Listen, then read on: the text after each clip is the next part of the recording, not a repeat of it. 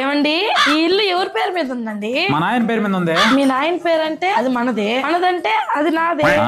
అత్త ఒక చైన్ వేసుకుంది కదా, అదంతా రియల్ గోల్డేనా? అవునే, అంతా ఒక 20 సవర్ల లాగా ఉంటది మా అమ్మకి. సూపర్ అండి, అదంతా నాకే ఇస్తారా? ఏం అది వాళ్ళ ఇష్టంగా. ఇవ్వకపోతే ఒప్పుకోను. ఇంకేం ఆస్తులు ఉన్నాయి? ఊరు బయట 5 ఎకరాల పొలం, ఇంకా ఇంటి ప్లాట్లు కూడా 2 ఉన్నాయి. అవునా? అవన్నీ నాకే ఇస్తారుగా. ఏమో వాళ్ళ ఇష్టమేగా. ఇవ్వాల్సిందే. ఇంకేమున్నాయి? ఒక కేసు ఉంది. ఏం కేసు? మా నాయన కష్టపడి సంపాదిస్తే వాళ్ళ చెల్లెలు, అదే మా మేనత్త, ఆస్తుల భాగం ఇవ్వాల్సిందే అని పట్టుబట్టింది. దానికి మంచిగా ఇంట్లో పిలిచి మా అమ్మ చేతులు పట్టుకుంటే మా నాయన పేక్ కోసేసాడు.